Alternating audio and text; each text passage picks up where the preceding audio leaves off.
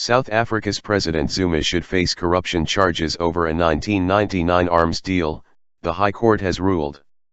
The charges were dropped just weeks before the 2009 election, which led to Jacob Zuma becoming president. Ruling on the case brought by the opposition Democratic Alliance, the judge said the decision to drop the charges was irrational. The National Prosecuting Authority, NPA, now has to decide if it wants to reinstate the charges. Mr. Zuma always denied the allegations, which are linked to the government arms deal worth billions of dollars. Last week, a judge-led commission of inquiry found no evidence of corruption or fraud by any government officials at the time. Today is a great victory for the rule of law, and ultimately we believe that Jacob Zuma must face prosecution, and this judgment certainly affirms the view that we've always held, Democratic Alliance leader Mmusi Maimane said after the ruling. I congratulate my colleagues who've worked exceptionally hard on this case. It's been a long battle. It was dubbed the spy tapes case after the National Prosecuting Authority, NPA, dropped the charges in 2009. The authority said new phone tap evidence suggested political interference in the investigation. Mr. Zuma should face the charges.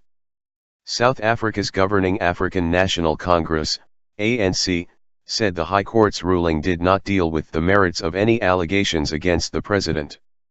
The ANC has consistently supported the legal maxim that justice delayed is justice denied. This matter has dragged on for close to a decade, and the ANC is pleased therefore that it now appears closer to resolution, 7 years since the NPA decision, it said in a statement. Judge Aubrey Ledwaba said Mr. Mmusi had found himself under pressure when he decided to discontinue the prosecution and consequently made an irrational decision. Considering the situation in which he found himself, Mr. Mmusi ignored the importance of the oath of office, which commanded him to act independently and without fear and favor.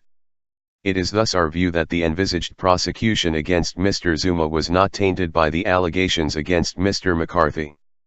Mr. Zuma should face the charges as outlined in the indictment.